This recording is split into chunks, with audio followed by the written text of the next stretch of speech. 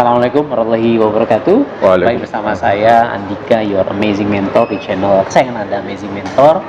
Jangan lupa subscribe, like, comment, and share. Oke? Dan hari ini saya terutama saya datang berguru nih kepada Doktor Haji Muhammad Sofwan Jauhari, LCMAG. Siapa lu, Ustaz? Assalamualaikum warahmatullahi wabarakatuh. Jadi gini, kita akan membahas tentang apakah MLM itu halal atau haram.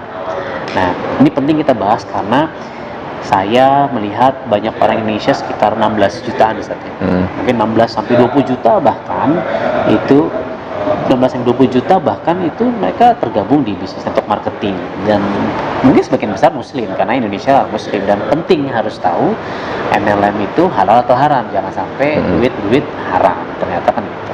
Nah, ladies and gentlemen guys, kita sekarang kedatangan seorang Pak Dr. Sofwan Jauhari. Saya mendatangi beliau sih. Disertasi beliau ini tentang fatwa ulama Indonesia dan Timur Tengah mengenai multilevel marketing. Jadi ini disertasi doktor S3. Ya, S3 di UIN Jakarta. Di UIN Jakarta. Kenapa Pak Ustaz, saya panggil Ustaz aja ya. Kenapa Ustaz antum ngambil judul ini gitu? Oh gitu ya. Baik, bismillahirrahmanirrahim. Jadi saya tertarik untuk menulis tentang multilevel marketing karena saya melihat ini ada sesuatu yang kosong. Jadi perlu diketahui, berarti belum ada yang membahas gitu? Belum banyak yang membahas. Karena gini, kalau yang membahas tentang perbankan syariah udah banyak ya. Yang membahas tentang asuransi syariah sudah banyak, tentang pasar modal syariah sudah ada. Tapi kalau tentang multilevel marketing syariah ini hampir tidak ada. Padahal banyak. Padahal ya perusahaannya di Indonesia ada sekitar 84 ya, yang resmi ya. Yang nggak resmi kabarnya sekitar 400. Di Malaysia saya dengar malah 1000-an lebih. 1000 lebih ya.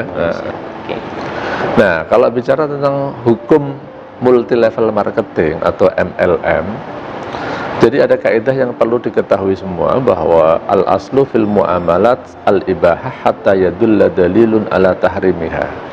Pada dasarnya transaksi muamalat itu adalah halal sampai ada dalil yang mengharamkan. Jadi jangan disamakan antara konsep fikih muamalat dengan konsep fikih ibadah. Muamalat itu hubungan sama manusia, dagang gitu. Seputar bisnis, ekonomi, dan keuangan. Kalau fikih ibadah itu menyangkut rukun Islam kecuali syahadat. Kalau syahadat nanti pembahasan di bab akidah. Ya. Jadi contohnya gini, kalau masalah ibadah, kaidahnya kan sebaliknya, al-aslu fil ibadat al-hadur. Prinsipnya ibadah itu kita nggak boleh, kecuali ada contoh. Kalau saya misalnya mau merutinkan sholat setiap jam 5 sore misalnya, setelah sholat asar, nggak boleh. Kenapa? Karena nggak ada dalil yang menyuruh. Terus gimana? Ya udah jangan jalanin. Kecuali kalau sholat jenazah itu rutin itu ya. Bukan rutin, itu namanya sholat jenazah. Atau misalnya saya mau puasa setiap hari Rabu misalnya. Kenapa hari Rabu? Itu hari baik saya misalnya. Itu nggak boleh, nggak ada perintah. Terus gimana? Ya tinggalin. Nah, tapi kalau muamalat berbeda ya. Muamalat itu prinsipnya boleh, kecuali ada yang mengharamkannya. Mubah kecuali ada yang mengharamkan. Betul. Jadi kalau ditanyakan bagaimana hukum multilevel marketing, pada dasarnya multilevel marketing itu muamalat yang mubah. Tapi kita nggak bisa mengeneralisir karena muamalat multilevel marketing ini kan tadi saya katakan banyak nih. Ya, banyak jenisnya. Banyak, betul modelnya. Jadi kita nggak bisa generalisir semuanya haram ataupun semuanya halal. Gitu. Jadi ada yang halal, ada yang haram, seperti halnya perbankan. Ada yang syariah, ada yang konvensional. Asuransi juga ada yang syariah, ada yang konvensional. Pasar modal seperti reksadana, saham, ada yang syariah, ada yang konvensional. Multilevel marketing juga seperti itu. Jadi nggak boleh mengeneralisir semua multilevel marketing haram atau semua multilevel marketing halal, nggak bisa. Walaupun mungkin ada beberapa MLM yang belum dapat sertifikasi dari DSN misalnya gitu. Apakah hal-halnya itu harus dapat itu dulu gitu? Nah, begini. sertifikasi halal dan sertifikasi syariah itu kan aturan negara untuk melindungi konsumen, untuk melindungi rakyatnya. Ketenangan gitu ya. Contoh nih, kalau kita beli bakwan buatan tetangga, halal apa haram? Halal. Halal. Udah ada label halalnya belum? Belum. Nah, jadi yang tidak ada nikah siri nggak ke KUA gitu. Kalau nikah jangan ngomongin, saya nggak berani deh. Ada istri saya nonton sekarang. Jadi kalau yang tidak ada label halalnya bukan pasti haram. Tapi kalau ada label halalnya itu konsumen lebih terjamin. Nah, begitu pula dengan yang sudah ada label syariahnya atau belum. Tidak berarti pasti yang tidak ada label syariahnya haram. Tetapi yang ada label syariahnya itu lebih terjamin. Negara dalam hal ini berani menjamin. Kalau seandainya ada salah-salah, negara berhak menegur. Tapi kalau multi levelnya ini dia tidak menyatakan syariah, ya negara Indonesia kan bukan negara Islam. Jadi kalau orang yang mau menjalankan konsep bisnis multi level marketing konvensional, boleh-boleh aja. Jadi kalau dia tidak sesuai dengan syariah, ya memang dia tidak mengatakan syariah, ya boleh-boleh aja, nggak bisa dipaksa gitu. Jadi intinya sih saya katakan, tidak semua yang belum berlabel itu pasti haram. Jadi untuk mengatakan halal haram, ya kita harus teliti dulu, dikaji dulu gitu.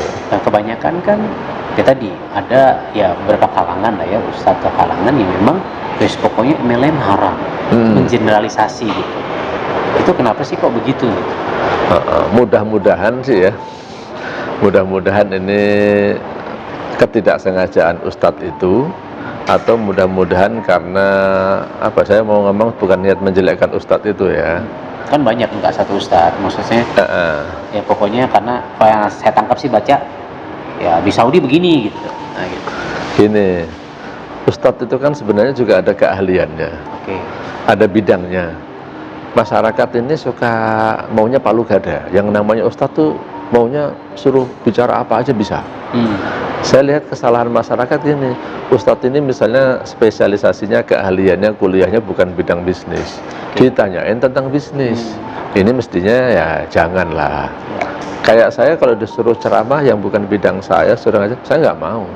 Saya kalau mau ngajar tuh, kalau di kampus ya maunya ngajar, ya ngajar seputar fikih aja, karena keahlian saya fikih.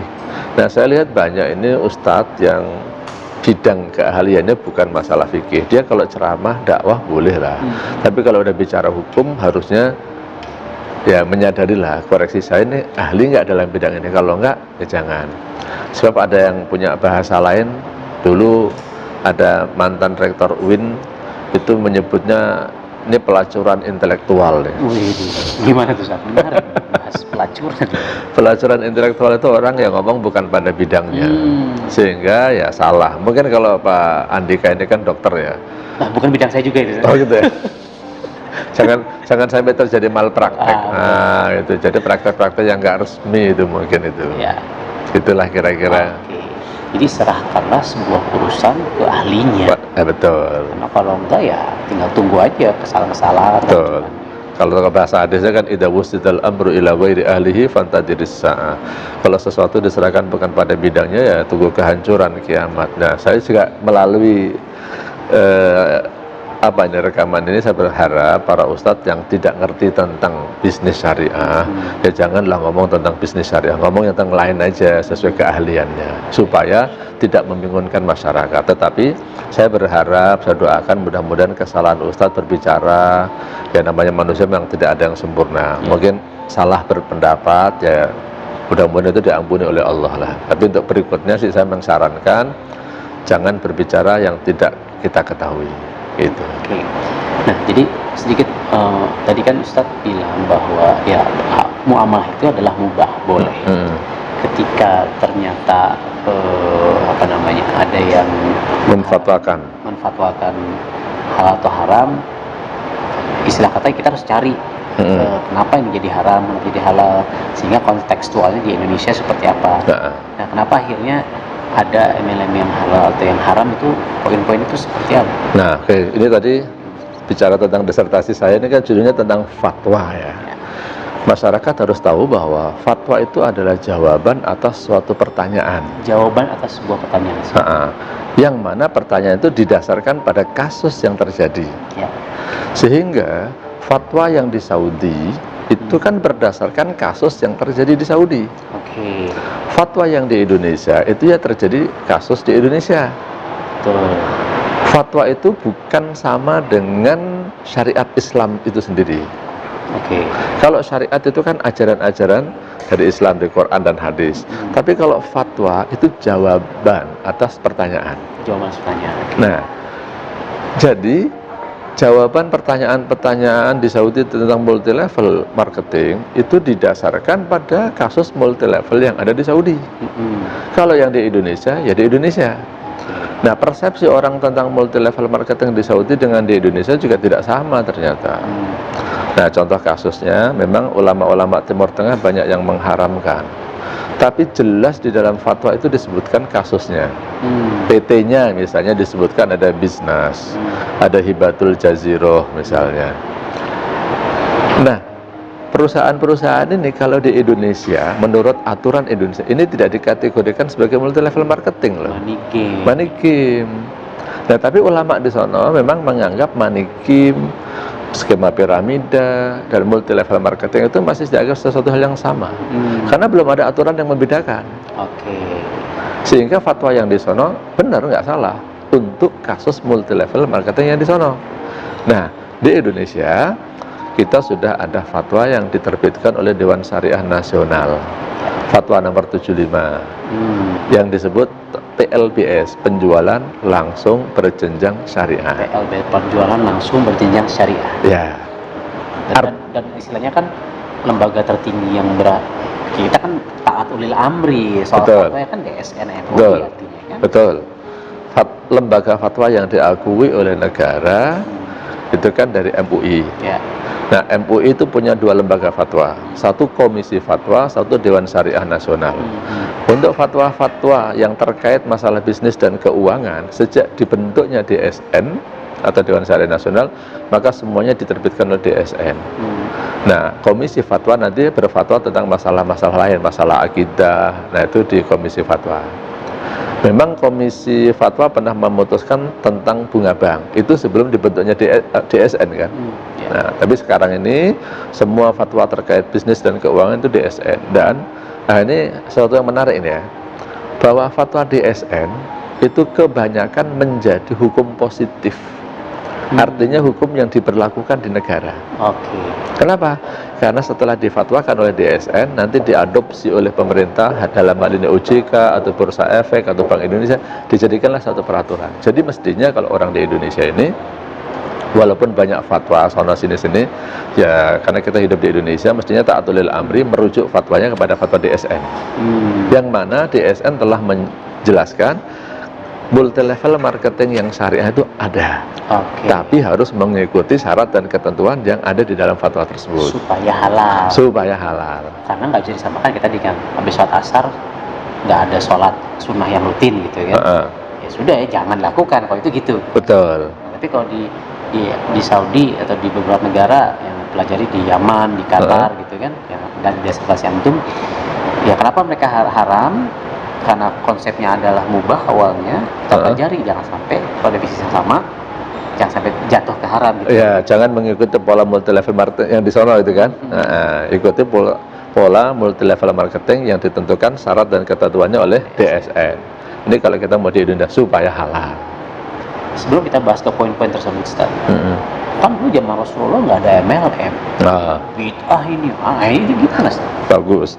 Ini saya mau keluarin sesuatu ini. Dari tadi belum keluar. Ini namanya apa ini? Fulus. Duit.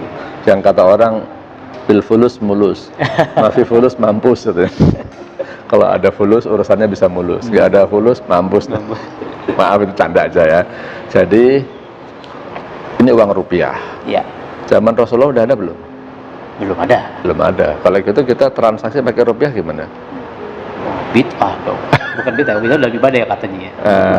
Nggak ada tuntunannya. Gitu. Makanya kita harus bedakan urusan fikih muamalat dengan fikih ibadah. Kalau fikih muamalat ya, jangan bilang sedikit-sedikit nggak ada di zaman Nabi, jangan ada, salah itu. Kita harus berbisnis yang inovatif dan kreatif, menciptakan bisnis-bisnis yang baru sesuai dengan tuntutan zaman. Yang penting jangan melanggar batas-batas yang ditentukan oleh syariat Islam. Dalam hal ini apa? Jangan ada unsur maisir, gharar, riba.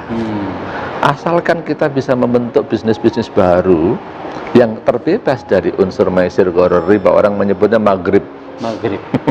Coba sedikit dijelaskan biar viewers kita tahu maisir itu apa. Maghrib artinya satu maisir. Maisir itu judi. Judi ya. Ini kalau dibahas judi panjang nih, tapi ciri-cirinya judi itu gini biasanya. Transaksinya belum jelas, hasilnya belum jelas. Kalau saya bayar, ini dapat apa nih? Tergantung nasib. Untung-untungan. Yang kedua, kalau ada yang untung maka ada yang rugi. Kalau ada yang untung ada yang rugi. Dari orang yang bertransaksi itu jadinya judi. Yang kedua, gharar. Gharar tuh nggak jelas atau nipu. Ya kalau nipu udah jelas nggak boleh lah. Kalau gharar tuh makna keduanya kan tadi saya katakan tidak jelas. Misalnya nih, antum bilang ini lagi naik mobil berdua, antum bilang ke saya, ada uang recehan nggak? Saya bilang ada. Kemudian saya keluarkanlah uang recehan, saya kasih 2.000 misalnya. Nah 2.000 ini ketika saya kasih ke antum nih, antum bayang, ini uang apa ini? Sedekah apa utang? Akadnya nggak jelas nih. Akadnya nggak jelas. Jangan-jangan niat saya ngutangin, antum pahamnya sedekah nih. Besok saya tagih. Ini gharar. Ini gharar. Segitunya ternyata. Betul. Ini haram. Kalau saya kasih contoh lagi, ojek tuh. Ojek. Kadang-kadang ini saya lihat orang naik ojek yang pangkalan ya. Pak ojek Pak, anterin saya ke sono. Naik aja dia. Sampai sono dikasih duit misalnya 10.000. Tukang ojeknya nggak mau. Maunya 20.000. Loh, kaget. Enggak, saya biasanya 10.000. Tukang ojek, enggak, saya biasanya 20.000 nih. Akhirnya gimana? Akhirnya mungkin si penumpangnya, yaudah kalau nggak mau balikin lagi ke sana. Rugi 2 kali ya. Nah ini kesalahannya adalah gharar, itu akadnya nggak jelas. Di awal nggak ada akad. Betul. Pak, anterin saya ke sono, bayar berapa, harusnya ada itu. Yang satu lagi adalah riba. Nah riba ini masalah yang paling rumit ini, artinya perlu penjelasan yang panjang. Banyak masyarakat salah memahami riba itu artinya tambahan. Setiap tambahan riba. Saya katakan riba itu adalah tambahan yang tidak dibenarkan oleh syariat. Tambahan yang tidak dibenarkan oleh syariat. Nah, kalau yang dibenarkan nggak masalah. Nah, yang dibenarkan, yang tidak dibenarkan gimana? Nah, itu kayaknya perlu kuliah itu. Memahami riba. Kita bahas juga kurang lebih. Nah, ada di sini riba ada itu. Saya promosiin buku ini ya, syiar kita. Nah, jadi tidak semua MLM itu haram. Betul. Kita lihat case by case. Dan kita tidak bisa mengeneralisir antara case di Saudi katakan dengan Indonesia. Betul. Dan hukum awalnya adalah mubah sampai ada yang mengharamkannya. Betul? Sampai ada bukti-bukti atau hal yang menyebabkan dia haram. Betul. Artinya kita sebagai manusia beriman, manusia berakal, kita harus bermain, bermuamalah, berbisnis. Jangan sampai kita ya melanggar batasan. Betul. Gitu kan artinya. Sekarang MUI, EDSN itu sudah punya batasan-batasan tersebut. Apa aja tuh Ustaz supaya MLM ini halal? Oke. Batasan-batasannya secara detail mungkin ada di sini ya. Ada 12 persyaratan. 12 persyaratan. Saya mungkin nggak bisa bahas semuanya, tapi sebagian. Contohnya gini, yang namanya multi level marketing itu harus ada produknya. Harus ada produknya. Kalau nggak ada produk ya ini mau apa nih kalau nggak ada produk nih? Betul. Yang kedua, itu malah ke money game tadi. Money game nanti. Yang kedua, produk yang dijual itu harus produk yang halal. Nah, kemudian misalnya lagi tidak boleh ada praktek money game. Tidak boleh ada praktek money game. Cuma dari lubang tutup lubang tanpa ada produk gitu ya. Betul. Tidak boleh ada excessive markup. Excessive markup. Jadi menaikkan harga yang berlebihan. Jadi ini ini aturan buat perusahaan nih. Perusahaan ketika menjual barang itu harus dijual dengan harga yang wajar. Nah, kesalahan masyarakat memahami excessive markup adalah dia membandingkan satu produk tapi dengan produk lain yang tidak selevelnya. Apple to apple. Nah, nggak apple to apple. Ini mahal nih dibandingkan ini. Nah, kualitasnya nggak sama, ya itu jangan. Nah, jadi cari barang yang sejenis lah. Kemudian tidak melakukan praktek money game. Money game itu sebenarnya adalah bahasa lain daripada maisir, judi. Maisir, judi tadi ya. Tidak. Yang duluan paling untung ya itu. Betul. Yang di depan pasti untung itu ciri-ciri money game itu. Kemudian satu lagi yang diantaranya adalah tidak boleh melakukan igro. Igro apa nih, Ustaz? Igro itu kalau bahasa sederhananya tidak boleh melakukan rayuan gombal. Rayuan gombal. Ya. Jadi orang tuh ngerayu masuk multi level dengan tujuan-tujuan yang duniawi, yang membuat orang itu jadi hubud dunia. Nah itu nggak boleh, cinta dunia itu. Jadi ya arahkanlah orang itu berbisnis supaya dia mendapat rezeki yang halal, dia bisa memenuhi kewajibannya, dia bisa beribadah dengan rezeki yang halal yang didapatkannya itu diantara syarat-syaratnya. Tapi nanti boleh kalau mau detailnya dibaca di fatwa nomor 75, fatwa DSN ya, fatwa nomor 75. Nah tadi bicara udah belum tadi? Udah. Nah sebagian aja nggak semuanya ya. Nanti kita bahas yang sering dibahas di lapangan sebenarnya apa. Nah tadi sebelum kita bahas yang seru-serunya igro tadi. Nah kan ada perusahaan-perusahaan MLM yang mungkin ya mobil mewah, kapal lah, dapat pesawat lah apa. Itu gimana itu kok gitu? Nah ini dikhawatirkan masuk ke dalam bab igro memang. Makanya kita berharap pada para pelaku MLM ya sekarang dirubahlah dalam membujuk orang, dalam memotivasi, dalam memberikan training-training, arahnya jangan kepada hubud dunia, cinta dunia. Sekali lagi ya konsepnya kalau orang muslim kan wa ma khalaqtul jinna wal insa illa liya'budun. Jadi semuanya kita lakukan karena ibadah. Ibadah ini kan butuh modal, butuh duit. Sholat juga butuh duit loh. Karena apalagi kalau laki-laki sholatnya kan aslinya di masjid. Betul. Bagaimana orang-orang ini pada mau sholat di masjid? Perlu diciptakan masjidnya yang nyaman. Kalau perlu masjidnya pakai AC, bersih, imamnya juga bagus, sound systemnya enak. Alah kalau perlu di masjid dikasih snack deh. Makan siang gratis. Coba kalau misalnya setiap orang sholat zuhur dikasih makan siang gratis, banyak nggak itu? Banyak. Nah, cuman masalahnya apa? Dana. Nah, yang nyiapin makan ada nggak itu? Kita sebagai saudagar yang mendonasikan itu. Nah, ya mungkin tidak harus bentuk makan lah, minimal masjid itu nyaman. Misalnya nih, di masjid itu ada minuman lah. Di masjid itu ada dispenser, ada kopi, teh. Orang kalau memang haus ya biar minum masjid gratis. Itu saya kira udah bagus tuh.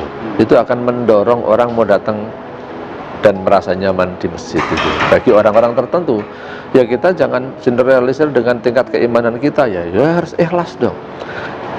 Ikhlas itu pelajaran nomor 2 kalau saya bilang. Nomor 1 orang gimana mau ke masjid dulu.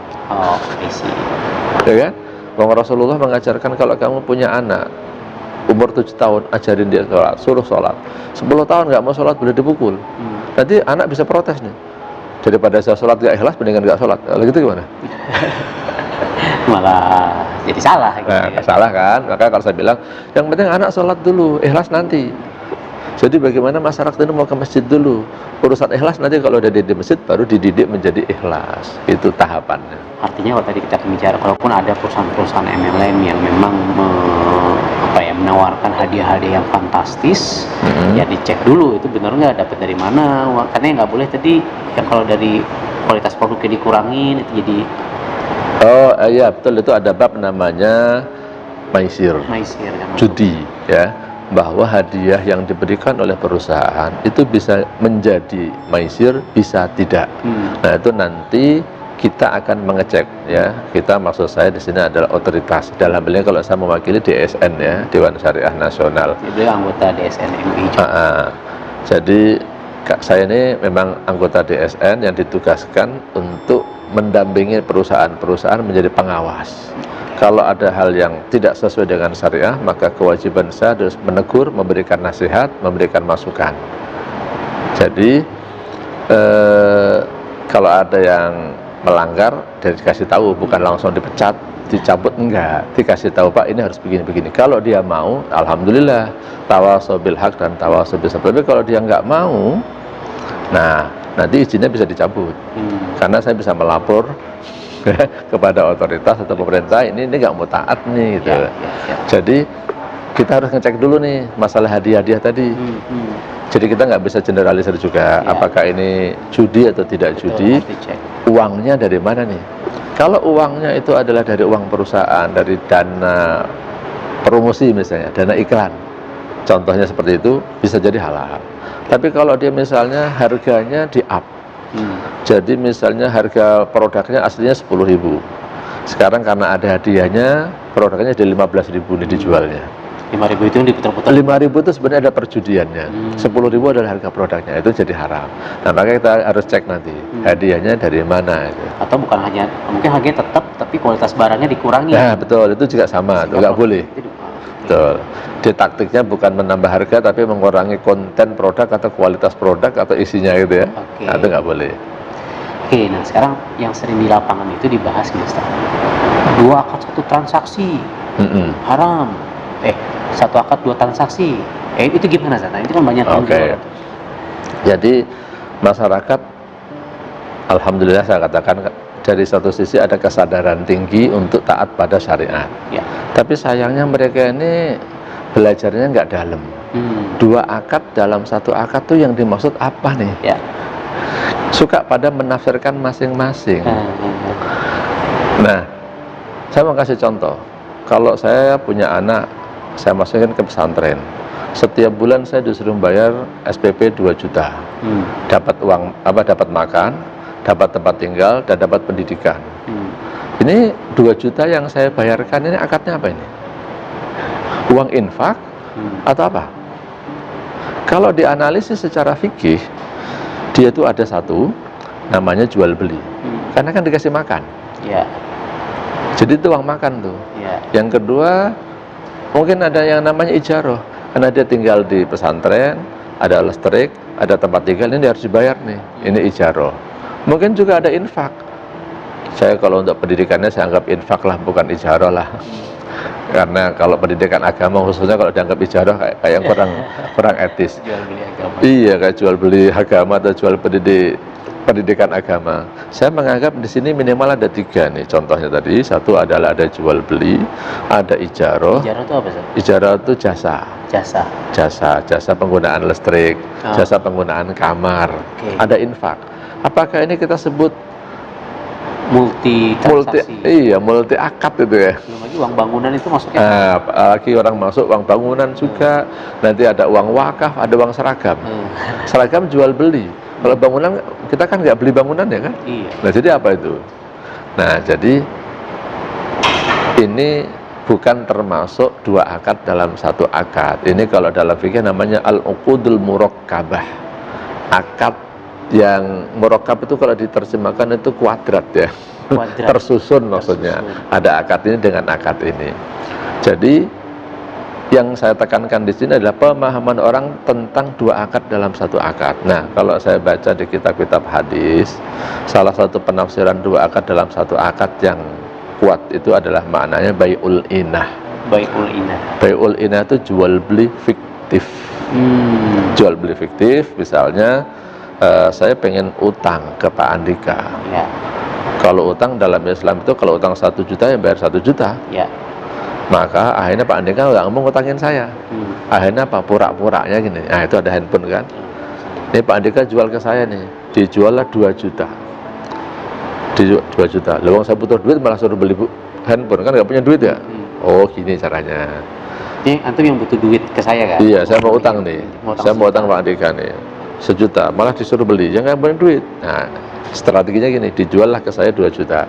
Tapi saya bayar setahun lagi ya Pak. Nah, saya jual lagi nih ke Pak Andika. Ini saya jual 1 juta ke Pak Andika. Balik ke saya nih. Balik ke Pak Andika lagi. Tapi Pak Andika harus bayar 1 juta. Nah, jadi akhirnya apa? Handphone ini dilakukan transaksi 2 kali, tapi hakikatnya kan cuma 1. Saya tuh mau ngutang sebenarnya. Dengan cara seperti tadi, akhirnya saya punya utang 2 juta. Kan saya beli 2 juta, bayarnya setahun lagi. Tapi sekarang saya dapat duit 1 juta dari Pak Andika. Tapi juga bayar 2 juta, nggak dapat handphonenya juga kan? Nggak dapat. Nah, sebenarnya itu adalah saya utang 1 juta, bayar 2 juta. Tapi pura-puranya lewat jual beli. Oh, ini kamuflase aja. Kamuflase, jual beli fiktif. Dalam hadis disebut bai'ul inah. Ini satu akad 2 transaksi kalau ya, itu yang dilarang. Jadi ya ini satu akad 2 transaksi gitu Ustaz ya. Karena hakikatnya hanya akad jual beli sebenarnya. Iya. Hakikatnya akad utang piutang sebenarnya. Utang piutang. Tapi nggak dapat handphonenya, tapi antum bayar 2 juta ke saya gitu. Iya. Nah, kesalahan orang tadi saya tekankan lagi. Makanya kalau mau menafsirkan 2 akad dalam satu akad itu, tolong dicek syarah penjelasan dari para ulama. Kalau itu hadis Bukhari, saya ajarin bukalah kitab Fathul Bari. Kalau itu hadis Sahih Muslim, buka syarah Sahih Muslim yang dijelaskan oleh Imam Nawawi. Contohnya gitu. Jangan hanya baca hadis, baca terjemahannya, langsung tafsirin sendiri, nyalahin. Kalau nggak ngerti, ya tanya ke ustadznya. Ustadznya kalau baca hadis, tolong para ustadz itu jangan suka menafsirkan sendiri. Kadang-kadang mereka bahasa Arab juga nggak ngerti, gitu kan. Nafsirin sendiri. Nah, itu yang kesalahan-kesalahan. Oke, jadi sudah clear lah ya soal MLM itu bukan satu akad 2 transaksi gitu kan, aman soal ini. Insya Allah aman. Secara umum saya katakan haram. Tergantung case by case. Iya, case by case ya. Terus yang kedua, berjenjang nih Ustaz. Komisi itu kan saya nggak, kan ada penjualan di luar, saya dapat di bawah saya terus saya tetap dapat gitu. Ya. Itu gimana dapat? Ya, ini satu hal yang dikenal dengan istilah passive income. Di dalam Fatwa 75 yang diterbitkan oleh DSN itu memang salah satu syarat yang ditentukan untuk PLBS, penjualan langsung berjenjang syariah, nama lain dari MLM syariah, itu tidak boleh ada passive income. Tapi saya menjelaskan, kalau ini boleh dikatakan kritik terhadap DSN, sebenarnya gini, di situ nggak ada penjelasan passive income itu kayak gimana. Nah, tapi saya jelaskan, passive income itu multi tafsir ya. Yang disebut pasif itu yang gimana nih? Oke. Itu kan bisa ditafsirkan masing-masing nih. Kalau saya cuma memantau dari satu sistem saya, ini pasif atau enggak ini? Saya cuma ngasih ceramah doang, kemudian dapat duit, itu termasuk pasif enggak? Maksud saya bukan ceramah agama ya. Jadi ketika seseorang itu sudah pandai berbisnis, dia kadang-kadang ceramah sekali doang, memberikan motivasi bisnis, kiat-kiat dalam berbisnis, cuma sekali doang dapat 100 juta. Saya yang jadi dosen, wah untuk 100 juta itu ngumpulin berapa? Itu ada yang menganggap sebagai passive income. Jadi memang passive income nggak boleh, tapi sebenarnya passive income tidak diperbolehkan itu satu dzari'ah, tindakan preventif. Sebenarnya kalau saya pribadi mengatakan passive income tidak semuanya haram loh. Ya, contoh apartemen nih. Nah, ini apartemen nih. Kalau saya bangun apartemen misalnya, kemudian dengan pinternya saya misalnya, saya suruh kelola, saya jadi kondotel, itunya dibuat orang nginep lah. Ya, wah, ada GM-nya, ada semua marketingnya, itu kan kita nggak ngapa-ngapain, orang datang kan sewa ya. Tinggal terima untungnya aja. Untung gitu. Itu termasuk passive income nggak?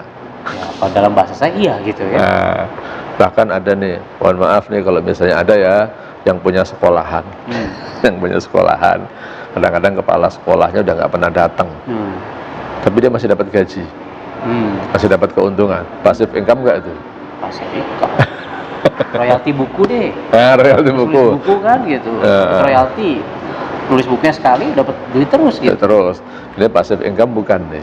Nah, jadi yang tadi saya katakan multi tafsir, dan kalau saya katakan aslinya sebenarnya passive income itu tidak haram. Tapi kenapa sih passive income itu dilarang oleh Dewan Syariah Nasional? Yang tadi ya disebut kritik atau studi kritis lah ya. Maksudnya saya menganalisa secara kritis di dalam fatwa DSN itu, di situ nggak ada penjelasannya. Nah, masyarakat perlu penjelasan ini. Nah, saya jelaskan tentang passive income ini dilarang oleh Dewan Syariah Nasional. Sebenarnya ada untuk tindakan preventif untuk menjaga-jaga supaya tidak masuk ke dalam ranah yang disebut dengan money game. Karena biasanya money game itu mengandalkan passive income. Nah, kalau multi level yang benar itu biasa mengandalkan dari prestasi pekerjaan dia. Ada yang prestasi penjualan, ada yang prestasi, merekrut dan membina orang yang direkrut. Pembinaan juga itu bagian dari kerja. Nah ini yang kadang-kadang terlepas dari pengamatan orang. Ini kalau membina itu dianggap seakan-akan bukan passive income. Nah, mungkin Pak Andika misalnya tidak menjual, tapi ngajarin orang untuk menjual. Kemudian mereka jualan semua. Itu termasuk jerih payah Pak Andika bukan? Oh iya, ini bikin video YouTube gini kan subuh-subuh ya kan, jam 7 kita ini udah meeting syuting ini. Berangkat dari rumah subuh, persiapan dari malam ya. Itu kan juga jerih payah. Mungkin ini tidak menjual secara langsung, tapi kan ini upaya dalam rangka bisa menjual kan. Nah, ini yang orang menganggap kadang-kadang ini mah bukan kerja katanya. Itu. Padahal kerja keras gitu. Kerja keras. Lalu jadi YouTuber gitu. Oh, jadi ya poinnya sebenarnya tadi kan preventif, passive income itu sebenarnya tidak haram. Tapi kenapa keluar fatwa itu? Karena ini preventif supaya tidak jatuh ke money game. Karena yang haram itu money game. Sehingga tadi sama kayak tadi kan sebenarnya ya tadi kita punya hotel, punya kos-kosan, itu kan passive income yang betul. Kan. Franchise, ya kan, royalti buku. Nah, tapi harus ada tadi penjualan atau ya apa namanya pembinaan tadi namanya. Sehingga ini buat para leader-leader MLM nih, apapun MLM-nya ya kalau Anda tidur doang gitu. Nah, itu kena dosa. Passive income tuh. Jadi kalau leadernya meninggal dunia gitu, kan itu bisa diwariskan memang. Kalau biasanya kan MLM tuh, itu gimana? Oke. Itu sama dengan warisan. Ya kalau saya punya harta banyak, kemudian saya mati, anak saya tiba-tiba dapat duit, passive income nggak ya? Ya memang sudah warisan ya kan. Nah, dalam konsep multi level itu kan dia kan membangun suatu bisnis, membangun suatu perusahaan nih. Kalau misalnya saya membangun suatu perusahaan, kemudian saya mati, perusahaan masih berjalan, ya kan memang anak-anak saya ahli warisnya masih dapat juga kan. Jangan dibilang itu passive income, itulah dalam tanda kutip prestasi saya dalam mendirikan sebuah perusahaan. Yang namanya prestasi itu tidak harus kerja keras, tapi kadang-kadang kerja cerdas. Cakep. Iya. Dan karena banyak orang yang tidak melihat proses kita membangun apartemen ini, bisa jadi, enak banget loh, ongkang-ongkang kaki dapat duit gitu. Nah, iya, kadang-kadang orang gitu, lihat sudah jadinya, nggak lihat prosesnya kan? Iya, oke. Jadi coba saya simpulkan ya Ustaz. Jadi sebenarnya ya MLM itu bisa halal bisa haram. Betul. Tergantung ya kan. Tapi karena kita hidup di Indonesia, kita lihat case by case, jangan mengeneralisasi. Karena hukum awalnya mubah tadi Ustaz. Betul. Mubah. Sampai ada yang mengharamkan atau yang memang berbahaya, kita jangan sampai ke sana, cari cara main yang aman seperti apa. Betul. Detailnya di sini 12 poin dari MUI ya, fatwa nomor 75 ya. 75. Terus tadi sudah clear bahwa biasanya yang di luar sana itu yang paling banyak sih satu akad 2 transaksi itu aman, artinya sebenarnya tidak termasuk dalam definisi itu. Terus tadi multi layer juga sebenarnya berjenjang ya. Kalau yang saya tangkap itu aman karena kan terserah perusahaan kan sebenarnya. Ya, jerih payah itu sistem kan sebenarnya kan. Sistem. You jual produk, ya terserah saya mau bagi komisinya ke perusahaan gitu ya. Betul. Kalau namanya ujroh, upah ataupun jual, ujroh dengan jual itu sama-sama upah ya. Tapi kalau ujroh itu adalah ujroh yang didasarkan pada orientasi pekerjaan atau prosesnya. Tapi kalau jual itu ujroh yang didasarkan atas orientasi hasil. Jadi kalau contohnya begini deh, kayak karyawan tetap. Karyawan tetap itu ujroh itu. Pokoknya kamu datang dari jam 8 sampai jam 5 sore gajinya sekian. Perusahaan rugi tetap dapat gaji kan. Tapi ada konsultan atau freelance yang datang nggak apa-apa. Yang penting nanti kalau ada perlu kamu datang ke sini. Kalau saya tanya aja, kalau nggak ada pertanyaan, nggak ada konsultasinya ya kadang-kadang dia nggak kerja, gaji tetap kan. Kadang-kadang ada yang kalau ada konsultasi dibayar, kalau nggak ada nggak dibayar. Nah itu kan sebenarnya tergantung pada kebutuhan orang masing-masing, mau pakai ijarah atau mau pakai jual. Kalau jual itu sih kalau zaman dulu di kitab-kitab fikih, contohnya gini nih, saya punya sapi hilang. Siapa yang bisa menemukan sapi saya, nanti akan saya kasih hadiah misalnya 5 juta. Sayembara, betul. Ada orang yang dia capek-capek nyari sapi itu di mana? Keluar duit tuh, sewa mobil, ya kan? Sewa detektif misalnya. Mungkin udah 3 hari sampai 7 hari nggak ketemu sapinya, ya nggak dapat. Tapi ada orang misalnya bangun tidur, tahu-tahu sapinya nongkrong di depan rumah dia, dipegang lah, kasihkan ke yang punya, dapat tuh 5 juta. Padahal usahanya nggak sebesar yang tadi sampai sewa mobil dan seterusnya. Nah, orang pertama nggak dapat apa-apa, udah kerja kan? Udah. Yang kedua kerjanya dikit tapi dapatnya banyak. Nah ini namanya jual nih, akadnya namanya jualah. Nah ini yang orang suka nggak tahu tentang jualah. Makanya nanti saya sarankan buat para pelaku multi level belajar tuh tentang jualah. Bisa jualah, bisa jialah ya. Jadi arti dalam kitab fikih kadang-kadang disebut dengan jualah atau jialah. Itu di fikih. Oke, jadi ya intinya aman. Insya Allah aman. Ya. Terus, karena yang saya pahami juga, karena kan saya ini sudah konsul lah ke banyak ustadz gitu ya. Salah satu kenapa saya akhirnya bikin video sama ustadz, maksudnya saya konsul banyak dengan ahli ekonomi syariah. Yang saya senang adalah ustadz memang secara ilmiah meneliti sehingga bisa dipertanggungjawabkan juga secara ilmiah kan. Insya Allah begitu. Bukan hanya ikut-ikutan. Oh kata ustadz ini haram, ini halal gitu. Karena untuk jadi disertasi dokter untuk dikatakan lulus tuh ujiannya 7 kali itu. Waduh, kebayang saya skripsi aja pusing tat gitu. 7 kali ujian itu di hadapan 6 profesor. Ujian terakhir tuh 7 ya. 7 penguji itu. Artinya bukan ngecap, bukan faktor subjektivitas saya, tapi ini saya berdasarkan penelitian, melihat pada fakta, melihat kepada dalil, kemudian saya paparkan. Yang kesimpulannya, yang nggak boleh digeneralisir bahwa multi level itu halal atau haram. Masyarakat perlu tahu nih, sekarang ini kan ada bank syariah, ada bank konvensional, ada asuransi syariah, ada asuransi konvensional. Perlu tahu juga nih, ada multi level marketing syariah, ada multi level marketing yang konvensional. Artinya ada yang syariah, ada yang non syariah. Janganlah menyamakan antara yang syariah dengan yang non syariah. Gitu. Alhamdulillah, ini saya buka pas halaman tentang jualah gitu, ijaro jualah. Oh pas ya. Dan menarik, ini setiap halaman itu udah ada diambil dari mana ya, disertasi ya. Ada catatan kakinya harus itu. Semua lengkap, jadi highly recommended books. Nanti lihat di deskripsi ya belinya di mana gitu kan ya. Lumayan ya. Nah, apa namanya, kita siarkan dakwah ini. Oke, nah jadi ya intinya aman sih sebenarnya. Insya Allah aman multi levelnya. Kesimpulan Ustaz mungkin buat teman-teman yang lain. Kesimpulan yang pertama, jangan suka mengeneralisir perkara. Jangan suka mengeneralisir hukum. Lihat kasus per kasus. Yang kedua, kalau masalah fatwa, jangan suka mengimpor fatwa mentah-mentah. Karena fatwa itu harus dilihat daripada case-nya. Fatwa yang di Saudi, insya Allah benar di Saudi, tapi belum selamanya itu benar untuk di Indonesia. Memang kebetulan yang dipelajari di sana ya money game gitu kan, ya, kasusnya yang ada money game. Makanya kalau dalam madhab Syafi'i ada qaul qadim, qaul jadid, pendapat lama dan pendapat baru. Jadi pendapat lama itu yang difatwakan di mana, pendapat baru yang difatwakan di mana. Jadi jangan disamakan. Karena kasusnya berbeda.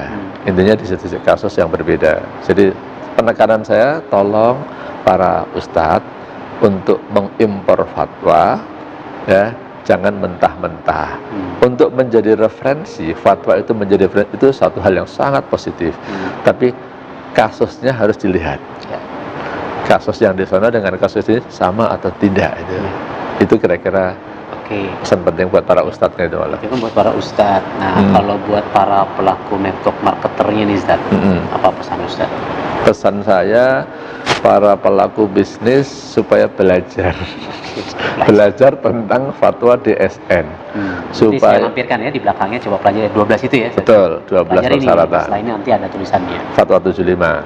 Nah, khusus untuk MLM yang bergerak di dalam bidang umroh atau jasa, nanti ada fatwa tambahan, fatwa nomor 83. Fatwa 83 itu tambahan.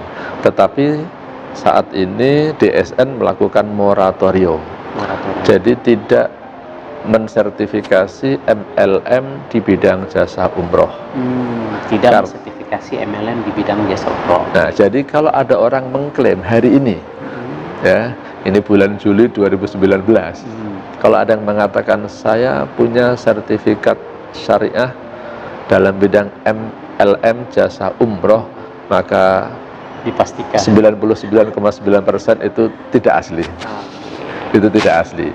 Yang dapat sertifikat syariahnya mungkin umrohnya, bukan multi level marketingnya. Produknya bukan. Ya, karena sudah di moratorium. Karena banyaknya kasus-kasus LM umroh yang awalnya sesuai dengan syariah, tapi dalam perjalanannya dia tidak mengikuti syarat-syarat dan ketentuan itu. Karena banyak kasus, adalah di moratorium aja. Susah kira-kira dinasihatin itu. Banyak banget kasusnya soal. Ya. Oke. So, pelajari lagi 12 poin ya, nanti di sini kan Anda bisa screenshot, nanti saya lampirkan di video ini fatwa nomor 75 ya, dari DSM MUI. Dan paling mungkin buat para tadi yang saya coba simpulkan juga buat para network marketernya, jangan igro tadi ya. Ya, jangan igro. Jangan merayu-rayu, gombal, Ya, memberikan janji-janji surga yang sebenarnya tadi dapat ini tapi harganya juga sebenarnya nggak sekian, atau ya, dapat mobil DP-nya doang. DP-nya doang, saya suruh nyicil. Cicilannya suruh bayar sendiri. Gitu. Nah itu harus dipastikan ke perusahaannya. Apakah memang dari akadnya sudah jelas kalau memang ternyata dari awal dapat DP-nya doang dikasih dari awal sih sebenarnya aman kok kayak gitu. Ya. Jadi dari awalnya harus sudah tahu betul, ya, gitu betul. Ya. Jadi cek sekarang buat Anda pelaku network marketer, cek ke perusahaannya, marketing plan-nya, jika ada janji-janji hadiah mobil kah, pesawat kah, apapun itu gitu, handphone kah, whatever it is, dapat dari mana, hitung-hitungannya seperti apa, supaya kita semua clear. Betul. Tidak ada dusta di antara kita. Yeah. Mantap. Sip, insya Allah mungkin video ini bisa mentenagi teman-teman yang mencari maisyahnya dari dunia network marketing. Yeah. Ya. Mudah-mudahan barokah. Mudah-mudahan barokah dan bisa menjalankan dengan rasa tenang yang lebih menenangkan, karena banyak teman-teman di luar sana juga konsul ke saya Ustaz gitu kan, pengen nih, karena kan saya suka di video-video sebelumnya misalnya bagaimana karyawan menjadi orang kaya misalnya. Ya salah satunya selain investasi di situ, salah satunya paling mudah network marketing gitu. Betul, ya. betul. Karena modalnya relatif kecil, ada yang membina, ada yang membantu, ada komunitasnya. Tapi tadi mereka banyak bertanya-tanya. Tapi alhamdulillah hari ini insyaallah clear. Insyaallah. Jazakallah khair. Wa iyyakum. Mudah-mudahan ini jadi amal jariah kita semua. Stay tune terus, saksikan terus video-video saya di channel Amazing Mentor. Viralkan video ini, share supaya banyak teman-teman dapat informasi yang menarik dari ahlinya ahli MLM secara syariah ya, Dr. Haji Muhammad Sofwan Jauhari LC-MAG. LC-nya dari mana, Ustaz? LC dari Lipia. Lipia, Masya Allah. Saya Andika dan Dr. Sofwan Jauhari. Sofwan Jauhari undur diri. Stay tune terus, subscribe, like, comment, and share. Assalamualaikum warahmatullahi wabarakatuh. Waalaikumsalam warahmatullahi wabarakatuh.